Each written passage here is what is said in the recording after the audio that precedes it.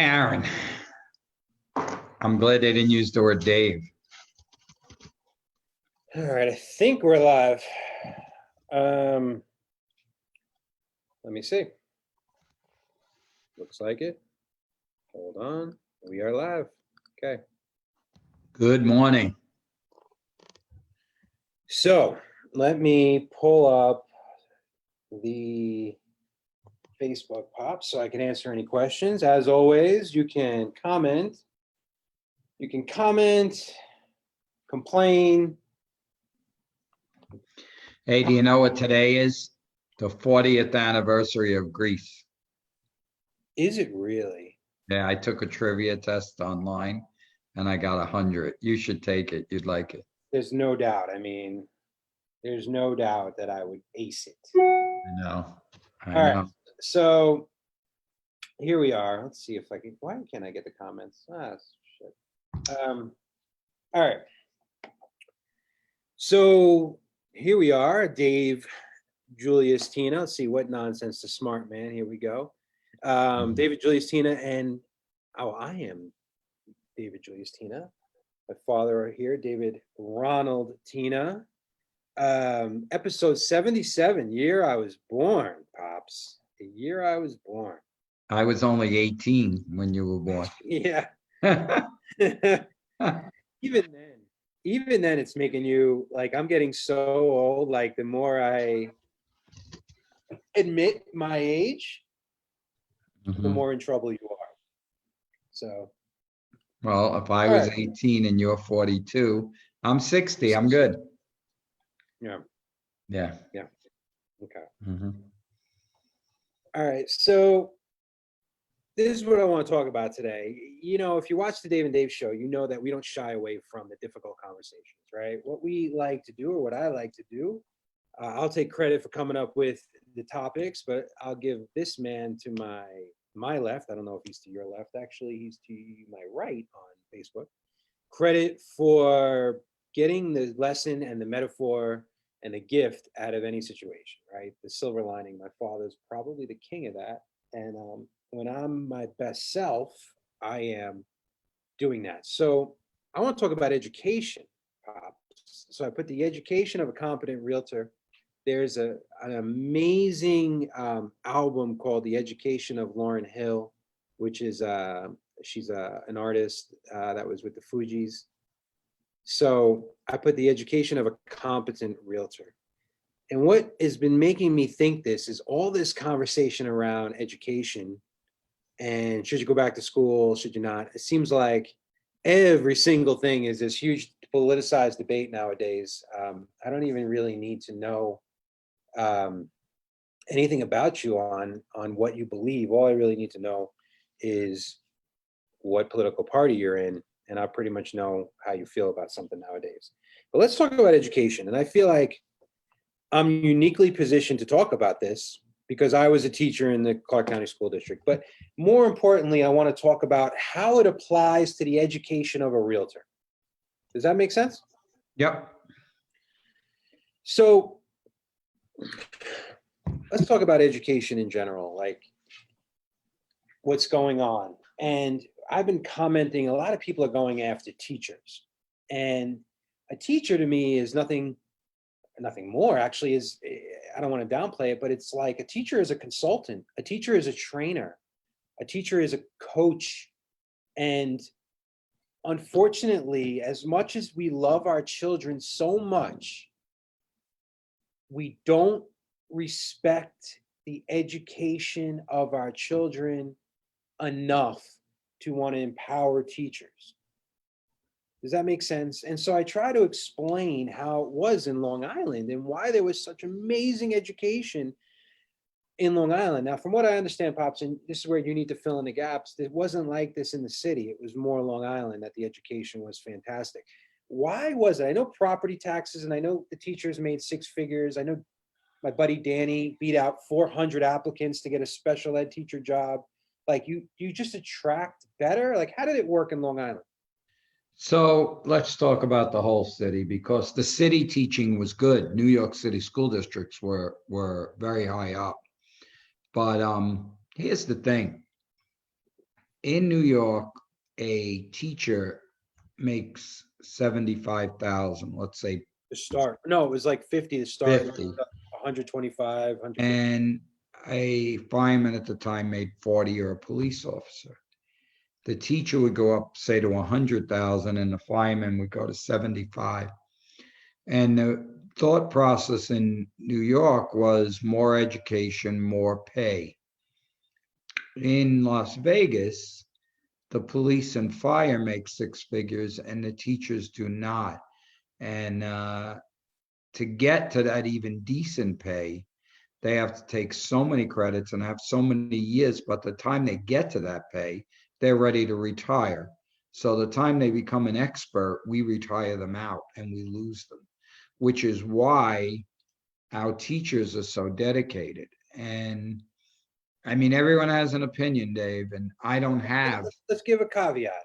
Right. You're not going after firefighters because you were one. So everyone complains and says, well, teachers only work 9 months. They get every holiday off and whatnot. But they don't understand what it's like being a teacher. The weeks before that you have to go into the classroom to prepare the classroom. Yeah. Oh, I mean, to put together, I can't even remember what it's called, the lesson planning, the amount of work and writing and stuff for lesson plans and how you have to turn them in. It's a lot of work being a teacher. Firemen only had to work what, 24 out of 72 hours? What was it Yeah. then? Right? Mhm. And this isn't a shot at fire. You're just using it as, someone was going after me on this, and I said, sorry, pay a brand new receptionist or front desk admin that just started at our company, right? Yeah. More than the starting pay of a teacher in Las Vegas. Right. And they don't even have to have a high school education. You got it. And we'll put in the time and teach them because that's what we do, right? We invest the time.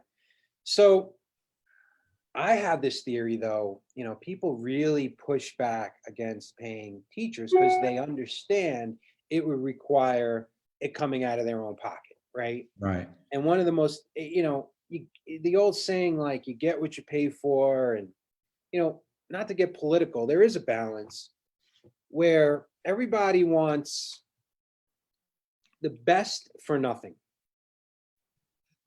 right? So something has to give. And I'm all for, and I realize that Vegas has to have no state income tax and as one of the reasons to get people here. It's in our constitution. Yes. And I understand we try to make up the money in different ways, right? Mhm. I understand we don't tax the casinos a lot. They're Or the mining. right? Because again, we want businesses to come. And I understand all that, and that makes sense. But on the other token, what you end up with is a 50th ranked education system and a 48th ranked money spent per student, 48th ranked money spent per student.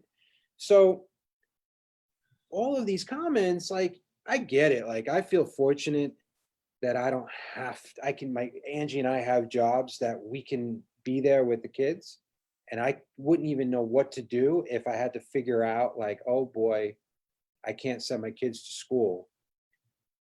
But it's a shame that it's just become daycare and that we're not requiring or demanding as a nation, a city, or whatever, better education. And worse, we're not willing to put our money where our mouth is on education. And I think there's a lot of ways around that. It's a shame because I'm like, there's a lot of uncertainty around what's going on with coronavirus. And regardless of your take, the teachers already have to worry about school shootings. They already have to worry about coming out of their pocket for their classrooms. They already have to worry about multiple things. Now they got to worry about COVID-19, and maybe they're healthy and young teachers, but maybe they're bringing it home to a live-in mother or father or somebody. So it's a tough situation. On the other end, you have the single parents or the parents that work 40 hours a week and they got nowhere to put their kids. So it's a shame. But the big point I want to make is what you focus on expands, and what you invest your time, money, and resources on, that's where you get your results. And that's where I wanted to bring the conversation from that into real estate, right? Because I think what we're doing in real estate is completely mirroring what's going on in education, right? Are you with me on this? I am. So you have some companies that are completely distance learning. Are you with me? Are you going to pay attention? Are you I going to am. Facebook for the whole hour that we're here? I'm not on Facebook. And what are you doing? Hmm? What are you doing? What was I just doing? You're looking down.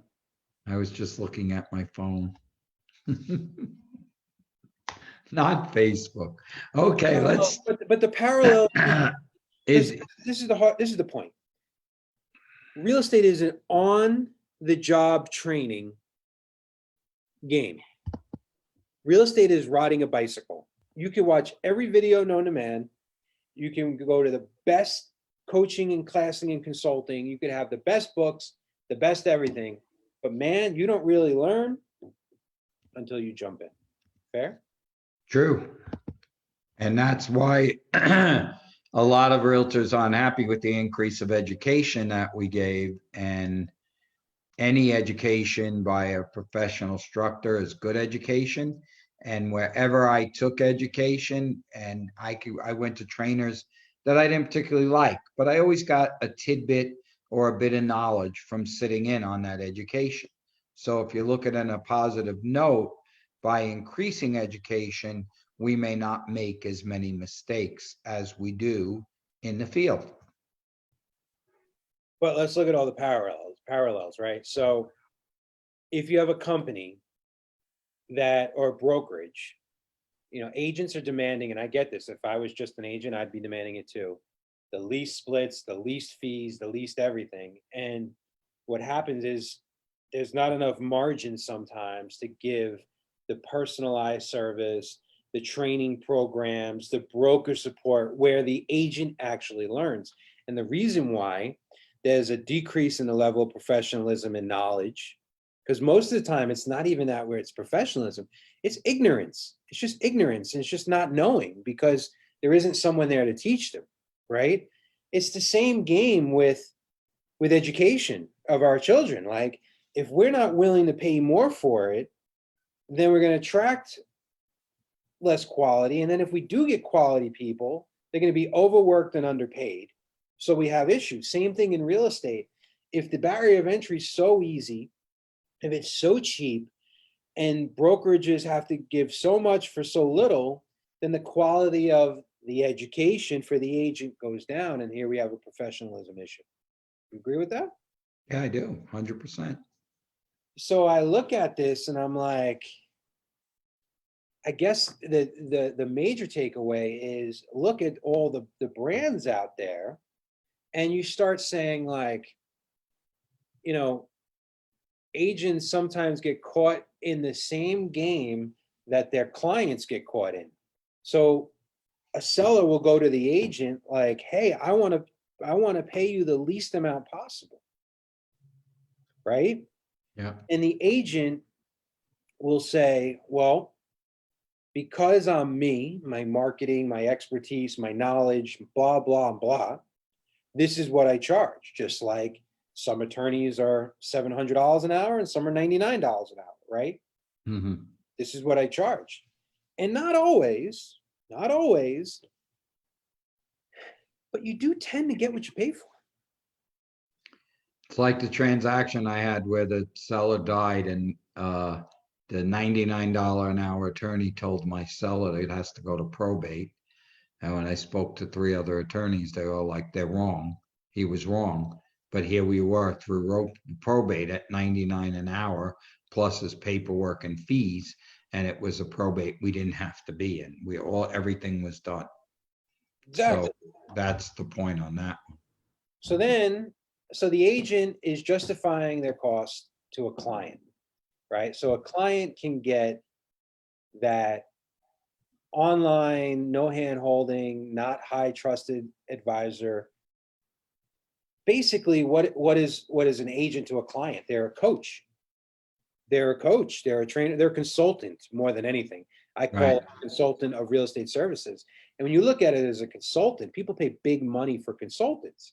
So then it goes to, okay, the agent is sometimes, hopefully, they're actually either getting what they're worth or under promising and over delivering, right? I believe that is a wonderful way to work in business. Under promise and over deliver, leave them better than we found them, right? We talked about that.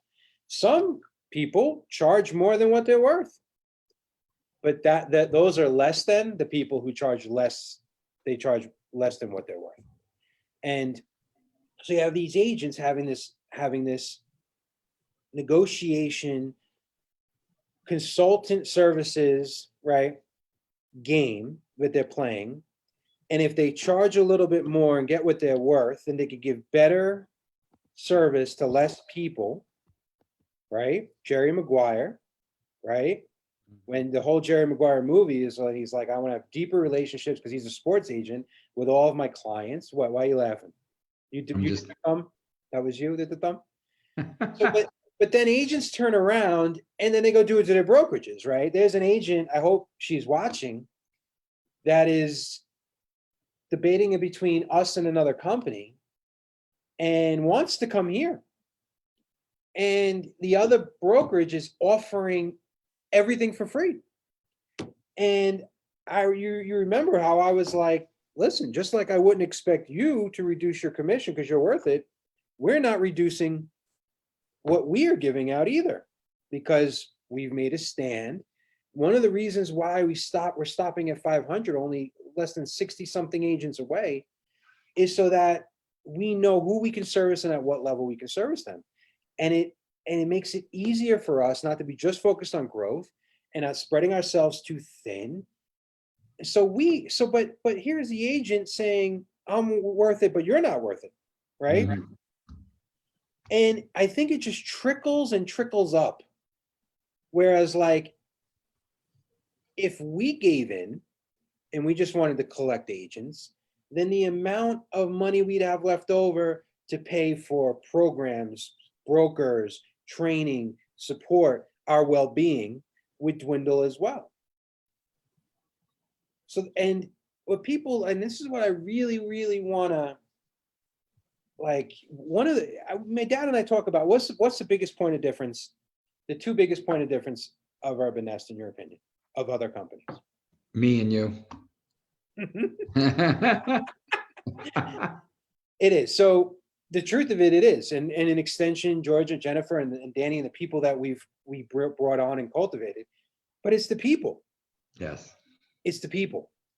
And yes, we are 100% company, and we're not the cheapest. We're one of the, we're at, other than maybe one other company, where when it comes to 100%, we're at the top in charging agents. But what people don't realize is they're so busy cost shopping, which they don't want done to them, right? That they undervalue and don't understand that the true teaching begins when you get into the brokerage. And that's why over 8 years here, another 5 at another, I mean, you doing this 40 something years, right? Even though you, 42 years, and me doing 43, please, 3. What we hear all the time, and it doesn't matter, because I hate that, oh, well, I went to this franchise that's blue and white, or this franchise that's red and black, or whatever, because I wanted to learn. We get those agents from these franchises, and we have to retrain them on how to be realtors, because it's on the job training. Yeah, and it's more, you're right, it's more one-on-one. They go into a big company in a big class, and they walk out of the class for months, and then they get to us, and they don't know how to do real estate, and what they learned in the class, they forgot already. So what happens is it's a retraining, and a lot of the retraining is how to sell houses, how to do real estate the right way. It makes it hard when you think they came to them from a major company with major education and see they are learning nothing there. And people always ask me, they're like, well, what's the A to Z in order on how to be a realtor? And I say, this is 1,000-word puzzle, excuse me, 1,000-piece puzzle. And the only thing you can control in the beginning is the edges, right? Right. The ends, because those are the easy pieces. You put the ends together, and now you at least have the frame, which is a great metaphor because a frame is like a perspective, right? Then you start putting together pieces of this puzzle. Some of the pieces of the puzzle are little clusters outside the puzzle because they just all the colors match up. And you're learning little by little in real estate until a portion of the puzzle starts coming into focus. And you're like, oh, that's why I learned that. And it starts coming together at once. And that's that on the job training. That's that experiential training that you must demand from the leaders of your company, the brokers of your company. And when people ask me all the time, what's the difference? And you say me and you and George and Jennifer, and it's the leadership. I was just kidding. I was kidding with the me and you. But here's why it's different. It's like a restaurant.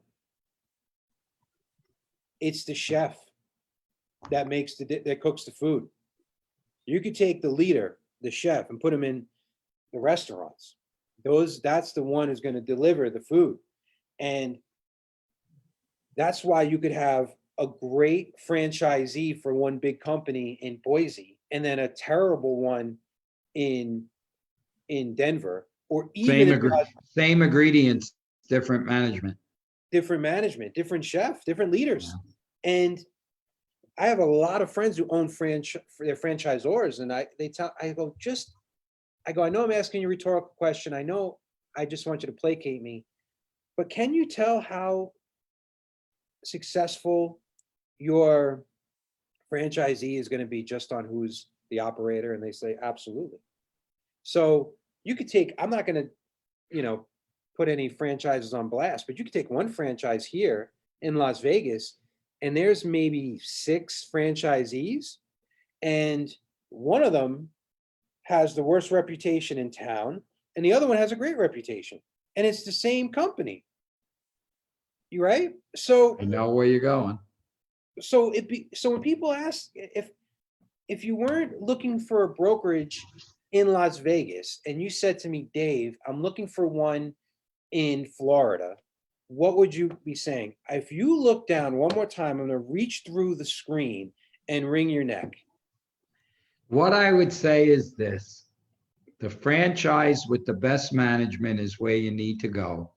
And if it doesn't have a reputation for being terrific follow through. So I'm going to give you an example. We have an agent that's been with us 2 years and fairly successful agent.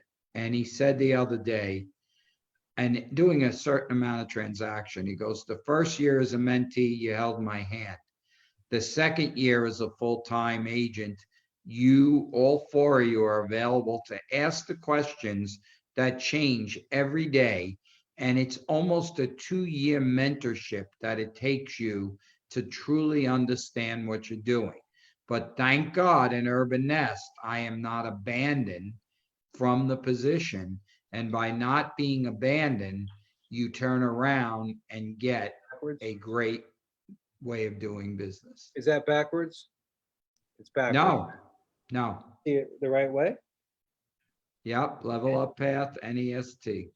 All right. So what my dad's saying is I put this together. This is basically a map. It's a path of different areas of your business. So when your network phase, we did it Nest, right? So when your network phase, you're brand new. That's mentees. You do 0 to 9. You've done 0 to 9 transactions. At every different phase, and there's the education phase where we bring in Buffini training and extra training. And then there's the synergy phase where we teach you how to build a team and to grow. And then there's a transformation phase where you're doing 40 plus deals and you're like, this is it? I'm at the top of the mountain. What's next? How do I get meaning in my business?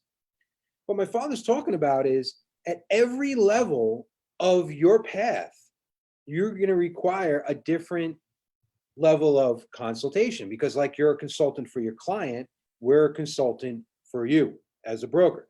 So if we were saying, go look for a brokerage in Florida, I would say find one absolutely find one where you're not getting screwed on price, on commission, right? Excuse me, splits, right? Uh, Hello? Yeah. Okay. Two, education. And three, the number one thing is the leadership. And I want to see a leader who walked the walk. You know, we don't talk about it nearly enough because it's been a while and you've been owners and general managers and you've done so much since. But you had a first 25 to 30-year career of being a top agent in two different markets, very different, Long Island and Las Vegas, coming into Las Vegas not knowing a single soul. So that You. whole, I knew you. but that whole saying of those who can't do teach is a little bit of bullshit when it comes to us, right? I was a successful agent with you, then on my own. My wife crushes it as being a mom of two, even pregnant. And during the coronavirus this year, she's going to be a top 75 agent. So, you know, one time I remember someone, I'm not going to say who, said something like, oh, your father's been in the right place in the right time. Basically, you've had a horseshoe up your butt the entire time of your career. And I said, sooner or later, you got to give credit where credit's due. Like, you know, you can't just get lucky over and over again. And I'm Mr. Lucky. exactly. And here's the humble brag. I've yet to see a Tina, someone with the last name Tina, in the Las Vegas market not be successful in real estate. So maybe all three of us are just super lucky. And the reason why I bring that up is not to impress people, but to impress upon them that how could you take advice from somebody that doesn't walk the walk, right? I agree. So the leadership part of it is so tremendous, and we have friends throughout the industry that aren't at Urban Nest, that own their own companies, that walk the walk, and they do it the right way. At least you could go, okay, that person does $18 million in real estate a year. I want to be able to do it, and they're there for me, because it doesn't help you if they're doing 100 of their own transactions and they're not there to show you. Right. So you got to have a nice hybrid. Well, and that is the issue in other companies where the broker is your number one competition. How are they going to stop with $1 million buyer and say, okay, Jimmy, I'm going to give you this answer. I'm going to stop what I'm doing and tell my $1 million buyer I got to go broker. So And if you're I don't begrudge them. It's just you better be able to do both. Like we have, or have managers under you that handle the agents. yeah. I mean, because there's two ways of thinking of it. Like the business that Angie does, an extension of her team. I'm obviously her husband. That keeps me. I mean, listen, it's a two-way street because I get to see the perspective of her as an agent, but I also get to see the perspective of the 200, 300 transactions a month that come through here. So that 300 transactions that come through here help me help her with our friends and family. Her being in the field directly help me help agents by being in the field directly. So it's a nice mix. But if you don't have somebody who A, knows how to do it, or B, is not there for you, then what's the point? That's why the company that has no offices, no support staff in person, and training only virtually, and the only way they get built is by referring more and more agents who don't know how to do anything. That frustrates the hell out of me, right? I mean, because it's like you gotta learn, and I'm not. Distance learning is, you see, people are frustrated with distance learning. Why are they frustrated, you think, with distance learning? Because there's no one-on-one, there's no contact, there's no tell me, I really want to know. There's no picking up from the other agent and seeing what's going on. It's just a distance learning. It's the quality of the distance learning.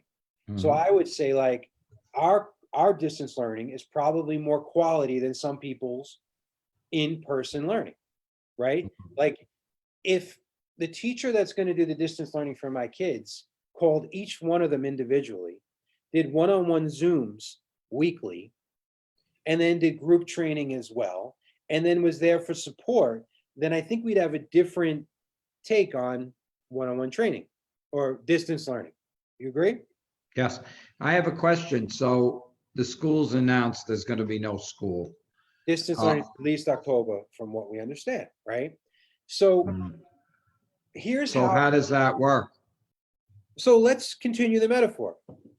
Here's how Angie and I are dealing with it. We were in private school and we've done day school, Dawson, TBS, and they're all great schools, but they're expensive. And I've always had an issue with way too expensive for the quality of education my kids are getting. Okay. And I also, I'll admit this, just because you're paying a lot of money for teaching or schools doesn't mean that you don't have to take part in your kids' education. And I wasn't enough. So I have a really smart first grader, Lola, who, if she's not engaged, she's not going to learn. But this smart, was not reading towards the end of the first leg of the pandemic. Well, Angie and I, more Angie than me, took a real active role in teaching her. Now she's reading full books, because we've taken, so like if you're an agent and you think you're going to pay a 30 or 40% split at some brokerage because they're going to teach you how to read, how to do real estate, two things. One, it may be overpriced and don't co-op your learning. Two, that doesn't mean that you're not going to have to take a super active role in your learning. In Does your that make sense? education? Yeah, yeah, it does. And then if you're taking a super active role in there, like, wait a minute, maybe it comes onto me and I need a brokerage that is there for me in different ways. I need a brokerage with a great leader. I don't want to just pay this money to pay it. And that's what we learned with, so we said, no more private school. This is an opportunity for us, right?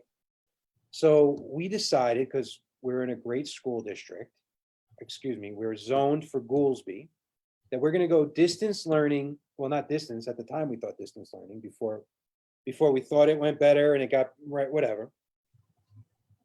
We're going to go Goolsby. And we're going to take a more active role. So we got them in the Kumon, which is the equivalent of like an agent here saying, you know what? I'm getting great education, but I'm also going to sign up for Buffini because it works really well for me. Same thing, right? Is Kumon independent of the school district? Yes. Okay. And it's reading and math. It's those two. So every day they do a packet.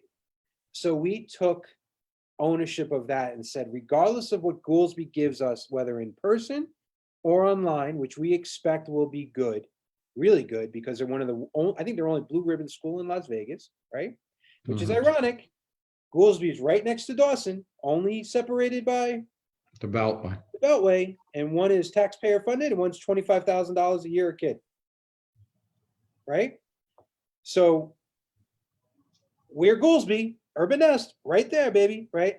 So, but we're taking the $25,000 a kid that we're saving and we're investing in Kumon, which, thank you, because my father would help me every year with this. I'm going to give him credit. He paid half. Now we're going to have 3 kids. So we're taking some of the money. Do I pay a third? We're not going to pay. So we invested in Kumon and we said, okay, here's the hybrid, right? We're going to have whatever Goolsby gives us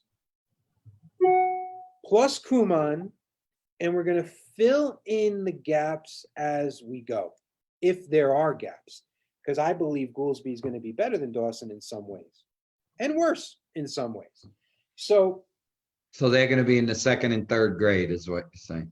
So we have the ability to pivot when we need to. So if Goolsby doesn't have it together, we have Kumon already, and then we may pay for homeschooling or a tutor once a week or something like that, if needed.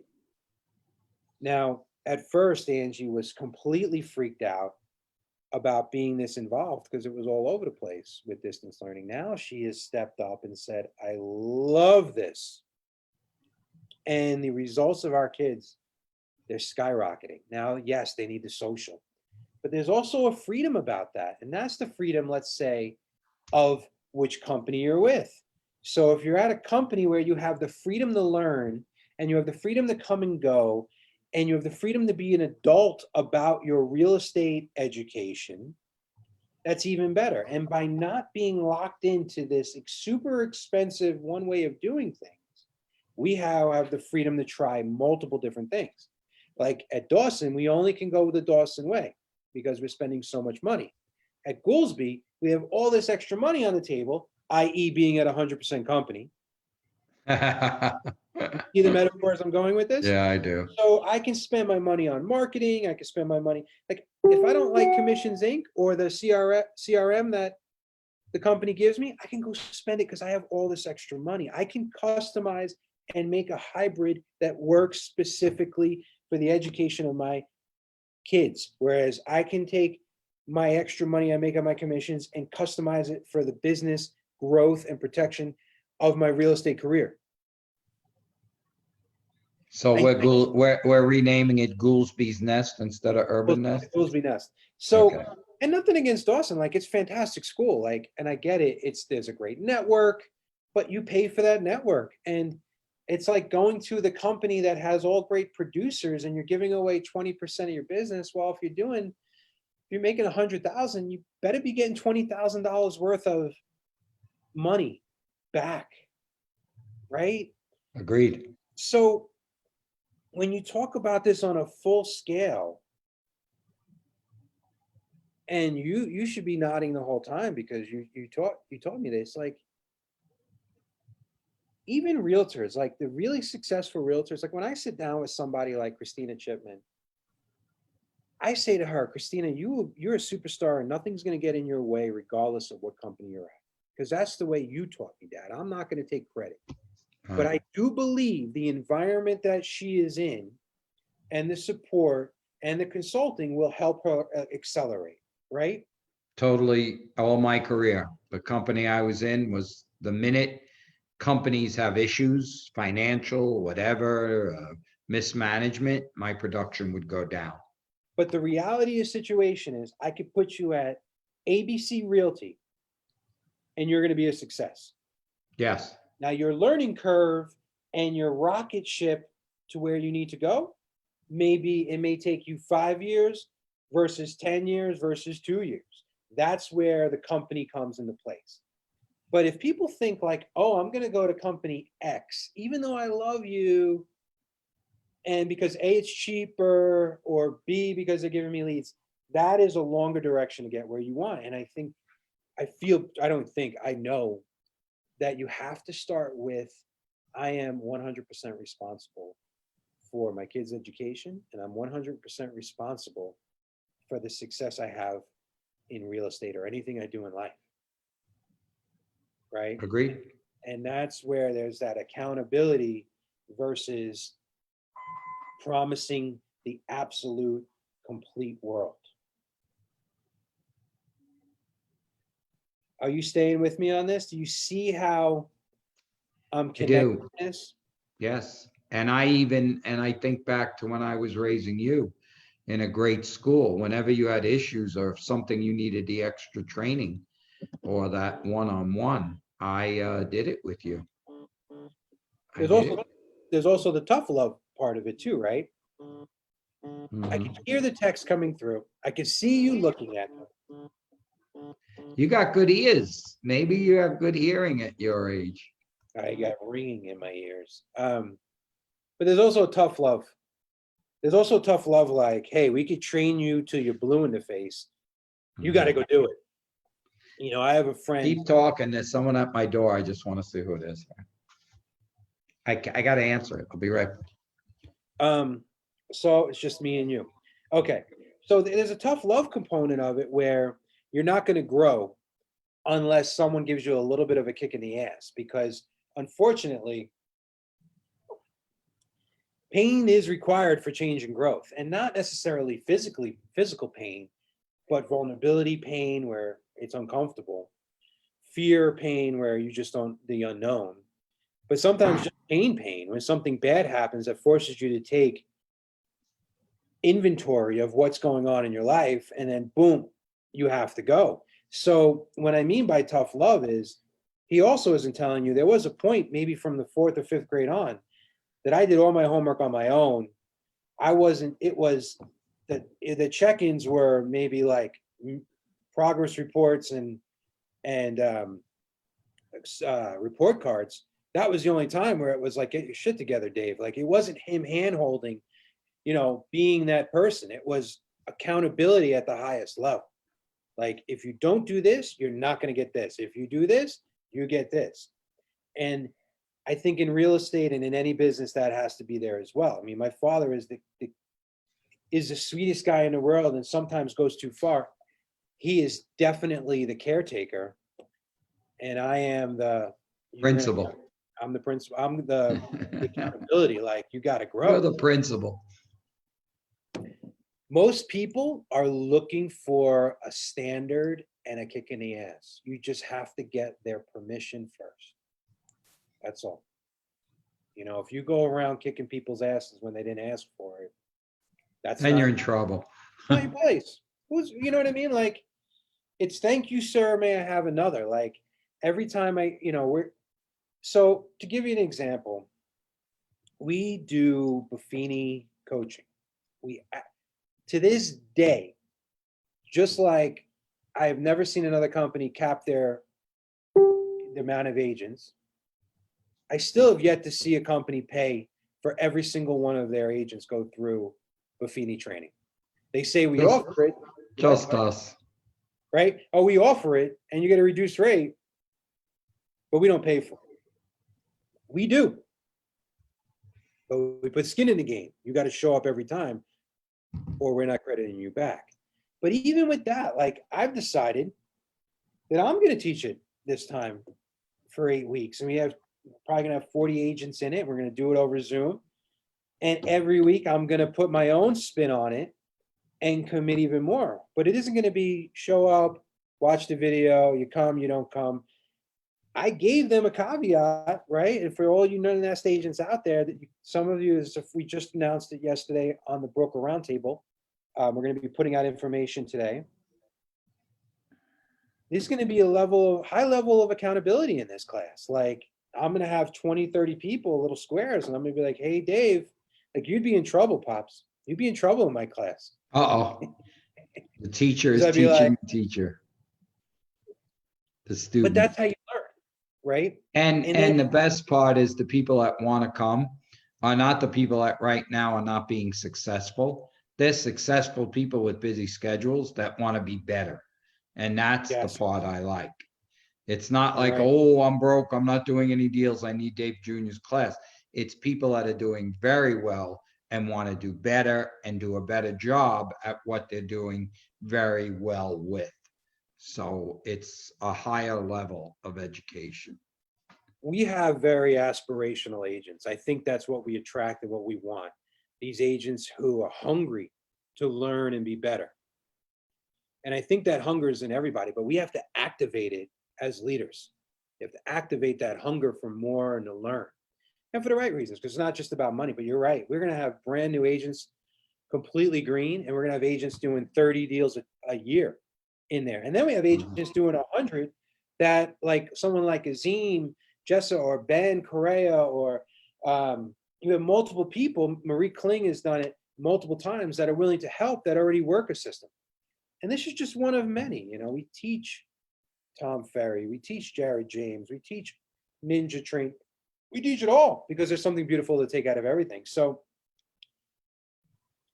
I guess the takeaway, Pops, is that this is a path of your career. This is why I named my coaching company Infinite Path.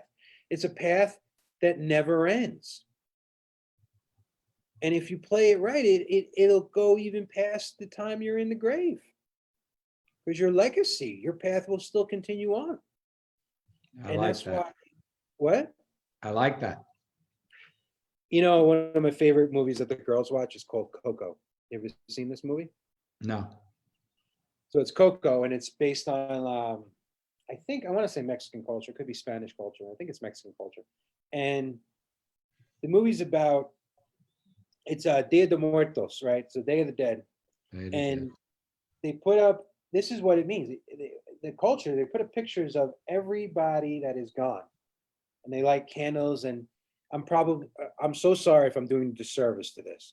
I'm paraphrasing the best I can. And in the movie, you die 2 times. You ready for this? Mhm. The first time is your actual death. And I get choked up when I think about this. I was just talking about Virginia yesterday or 2 days ago about with Lola about this. The second time someone dies is when the last person who remembers you dies. So let's talk about your mother. I have stories of Virginia. So when you go, I'll have. I told Lola her middle name. When people ask her about her middle name, Virginia still lives on. If Lola tells her kids about Virginia, she continually is on. So what this tradition is, they have pictures and talk about each person every year on Dia de los Muertos, Yeah. so that they continue living on I like forever. that. I like that. Isn't that amazing? And in the movie, one of the guys is afraid that no one's going to remember him anymore. And a little kid somehow goes on to the other side of the dimension. And it's all about like a legacy. So it's if you're doing your path correctly, your legacy lives on, hopefully for generations and generations, and you don't die the second time. Nice. Pretty I want to live forever and die forever. It's true, because if they're in your heart, if they're in somebody's heart, they're still living. And I know that's a big conversation compared to a little one, but the infinite path is a path that never ends. So that's why I put together this level up path, because no matter where you are in your career, or an infinite path with my coaching, no matter where you are in your life, there's still so much to learn, so much support you need, so much growth left on the table. And if you're not involved in your kids' education, or if you're not at a company that is continually checking in and supporting and going with you on this path, then you're leaving too much on the table. And that's why when I hear, oh, like that's why what that group did drives me freaking bonkers. That see continuing education frustrates me so much, because they should be taking education. Hold on, you probably all right. No, Can you hear me no, now? you're all right. You're all right. They should be taking education just as much, if not more, than someone who's in their prime, because so that the business doesn't pass them by. Right? What? Why are you smiling? That's a pet peeve of yours. And when you say, "I've already learned or already learned all there is to know," then you're the biggest fool in the world, because you missed the whole boat. So that was the main thing I wanted to talk about, Pops, because I feel like this is an opportunity. Angie and I went from, oh shit, what are we going to do with our kids, to, man, there's so much room for improvement, even with private school. We're overpaying for okay education. It's the 50th ranked school district. Maybe this is a great reminder, a wake up call for us to go deep and get more involved in our kids' education. We're involved in their lives 100%. But maybe it's time to get involved even deeper. Maybe our values aren't as aligned as we think they are. Maybe we should start with ourselves and stop blaming it on the teachers or the school system or things. Maybe we should take ownership and start. And then the more I start thinking about it, it's like, this is exactly congruent with realtors and brokers and the whole real estate game. I agree. So educate yourself, educate your kids. And be open for a new way of doing it. And Mhm. the first rule of coaching club or fight club is your number one asset is yourself. So you better invest in yourself. And your number one assets are also your children. So you better invest in them. If what you invest in will succeed. If you don't invest in your wife, you're going to get divorced. You don't invest in your body, you're going to get diabetes. You don't invest in your career, you're going to be broke. You don't invest in your mindset, you're going to be a bitter man. So you got to invest. What you focus on expands with that. Do you want to do a little shout out to the market, even though we did it yesterday with our own group, or no? Yeah, sure. Yeah. Market is busy as could be. We have over 4,000 in sales. And the difference between this and March 17th before coronavirus is we have about 500 or 600 more listings. So if you're thinking of selling, wow, what a time. If you're thinking of buying, lowest interest rate in 50 years, run for the interest rate, because it's not going to be there forever. So move up to a bigger house, move down to a smaller house. This is the financial time to do it, where you will get interest rates that blow your mind. I mean, 2.75%, 3%, and pricing is still great. The median price is 325, which is the least expensive of metropolitan markets throughout the country. So go is my answer. Yeah. And, if you're out of state, this is what I love too. Like, education is not just an issue in Nevada. It's an issue in Florida, where everyone's moving there. It's an issue in Texas. It's an issue in California, which is an expensive state to live in. It's becoming a national issue.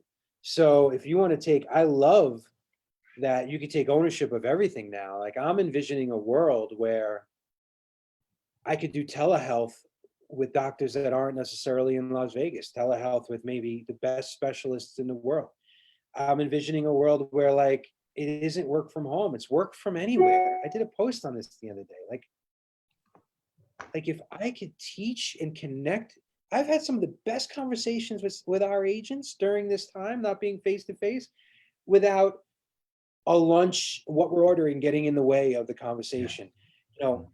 Doing this one-on-one, where it's just deep discussions about life and their business, so that I could have this conversation from anywhere in the world.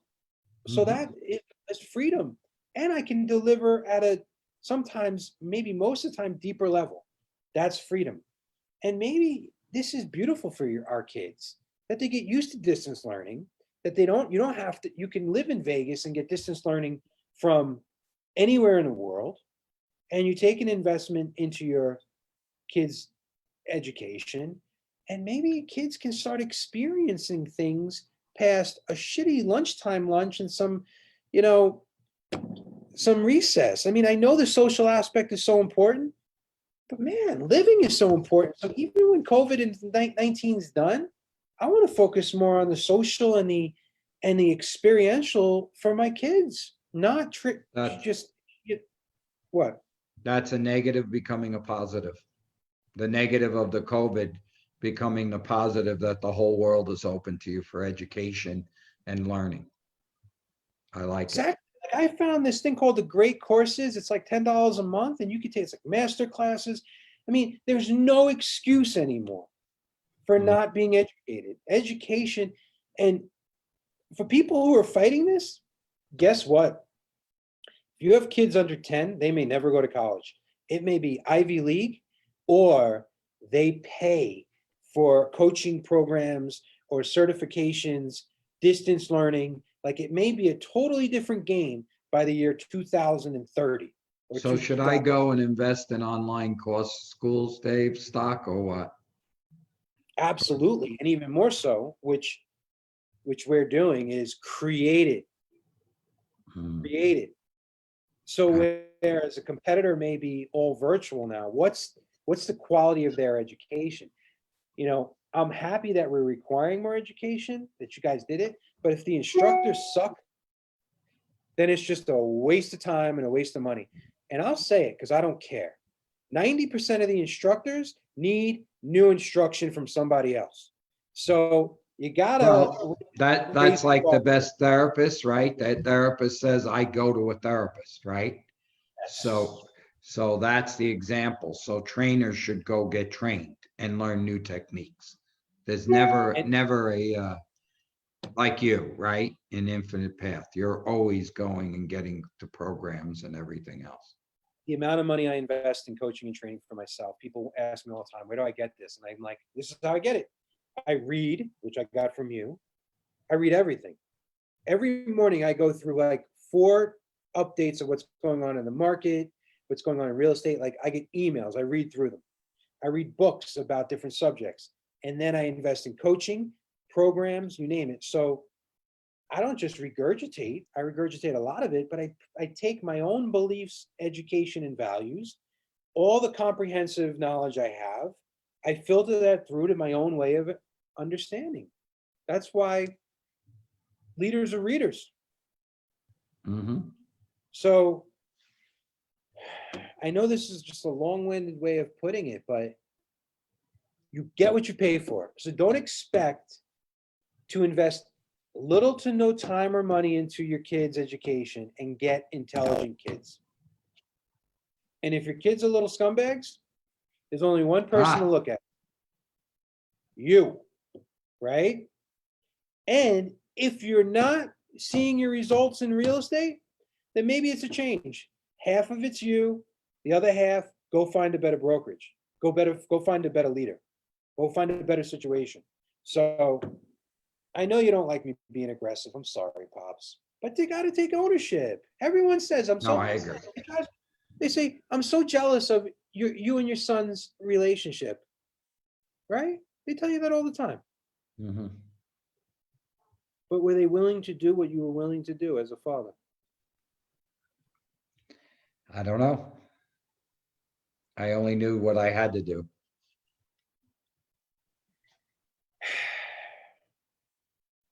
I wish for all of you watching, once in a blue moon, I get it out of him, that I could take the filter off of his mouth and for once have him just speak to you unadulterated because you think that it's just me. But this is, I just listen. This is what I want you to do. When you're watching this sometimes, put like a piece of paper like this over me, right? And pretend my dad's talking because that's pretty much what it is. What he would tell you, and I don't want to speak for him, is, well, they don't realize how much I sacrificed to be a father, how much I never gave in to you, how much I held you accountable, how I made you go, like how I cut school with 3 other people, and the other 3 people got caught and their parents lied for them and said that they were allowed to cut school. Whereas he marched me down to the principal, made me go in there by myself and admit that A, I cut, and B, it was completely my fault, and C, wasn't allowed to rat out the people that I cut with. I had to take it.